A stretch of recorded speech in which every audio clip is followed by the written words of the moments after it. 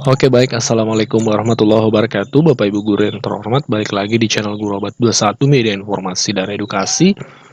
Semoga Bapak Ibu senantiasa sehat walafiat Bapak Ibu.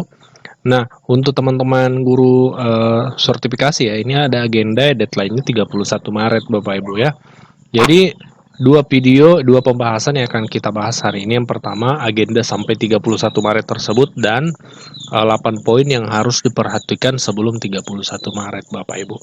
Jadi berdasarkan Permendikbud nomor 45 2023, ini juknis terbaru tunjangan profesi guru Bapak Ibu disebutkan di sini bahwa untuk sinkronisasi data ya, sinkronisasi data untuk sertifikasi ya, yaitu batas waktunya 31 Maret Bapak Ibu untuk triwulan 1. Sekarang tidak terasa kita sudah berada di penghujung Januari, artinya Bapak Ibu kurang lebih 2 bulan lagi Bapak Ibu punya kesempatan untuk memastikan datanya sudah sinkron atau sudah cocok. Nah, terkait data ini ada 8 hal yang Bapak Ibu harus perhatikan untuk sinkronisasi data. Ini akan mengarah ke validasi info GTK nantinya.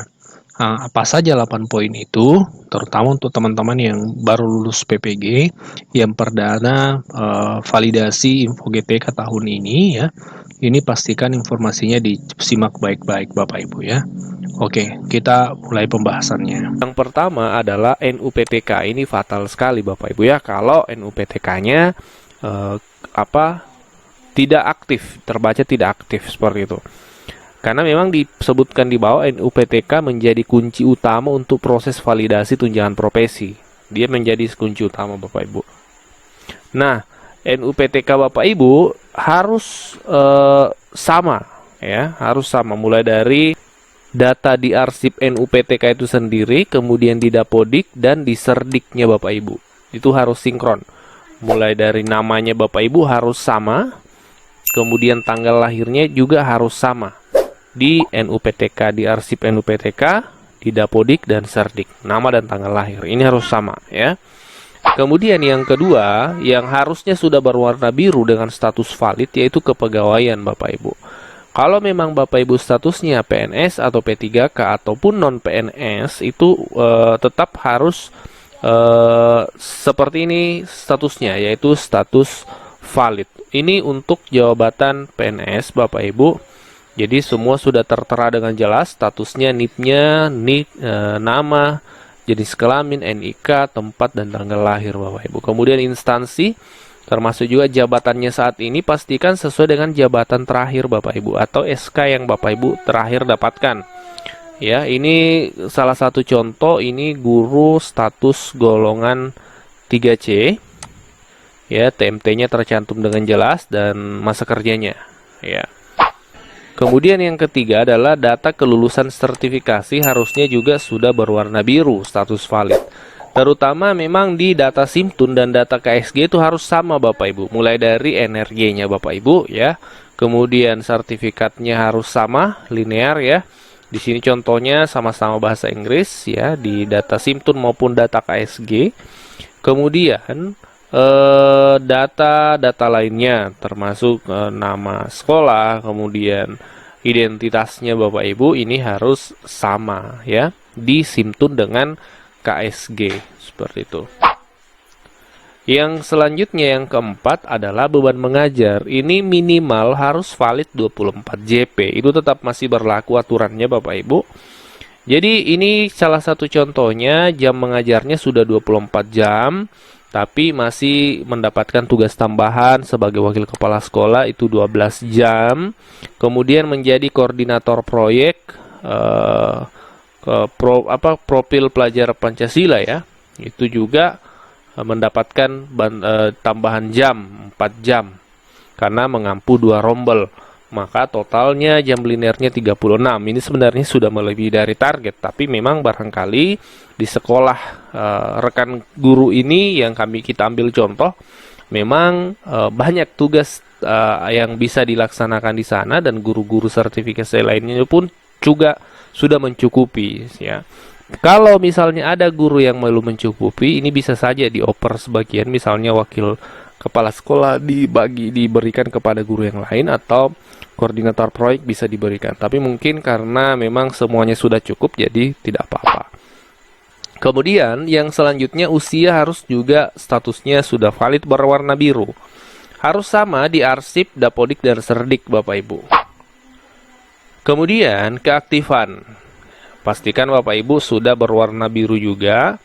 Keaktifan guru Bapak Ibu sebagai PNS atau P3K harus tercatat aktif di BKN seperti itu. Selanjutnya catatan masalah ya harusnya juga sudah valid. Dan terakhir kelengkapan data juga harusnya sudah valid Bapak Ibu. Adapun yang memang hingga hari ini berwarna kuning itu validasi data. Itu masih dalam proses validasi. Dan juga yang kedua, format pembayaran. Tapi ini tidak terlalu urgent karena validasi data ini sebenarnya adalah semua yang ada dari 8 poin ini Bapak Ibu sebelumnya ya. Kemudian kalau format pembayaran ini memang wewenangnya pemerintah. Kalau non-ASN itu dari transfer langsung dari kementerian, sementara kalau PNS atau P3K itu dari daerah seperti itu. Jadi ini tidak ada kaitannya dengan yang perlu dilakukan oleh guru di format pembayaran. Ini memang ranahnya pemerintah. Yang paling penting tadi adalah 8 poin ini yang harus sudah berwarna biru. Silakan cek info GTK-nya, pastikan 8 poin ini sudah berwarna biru Bapak Ibu. Nah, jadi Bapak Ibu kesimpulannya ada beberapa poin yang Bapak Ibu harus pastikan sebelum penarikan data itu sudah tepat. Yang pertama, ini PTK-nya pastikan tetap terbaca aktif, kemudian sesuai dengan yang di Dapodik dengan yang di Serdiknya Bapak Ibu harus sama. Kemudian yang selanjutnya pastikan beban mengajarnya sudah terpenuhi 24 JP. Entah itu dari tugas pokok mengajar ataupun dengan tambahan tugas tambahan seperti wakasek atau kepala lab atau kepala perpus. Yang pasti minimal 24 JP seperti itu. Itu yang kedua. Yang ketiga, pastikan golongannya Bapak Ibu bagi Bapak Ibu yang ASN itu sudah sesuai dengan SK terbarunya. Kenapa? Nanti Bapak Ibu kalau tidak sesuai itu yang rugi Bapak Ibu sebenarnya, karena misalnya Bapak Ibu sudah naik ke golongan 3C sementara di Dapodik masih 3B. Otomatis acuan pembayarannya adalah 3B itu yang di Dapodik itu, karena itu yang terbaca. Maka Bapak Ibu tentu akan selisih yang Bapak Ibu terima. Harusnya Bapak Ibu terima di golongan 3C tapi yang CR golongan 3B. Ini terjadi di banyak guru sehingga ini menjadi pengalaman. Bisa diantisipasi Bapak Ibu sebelum 31 Maret.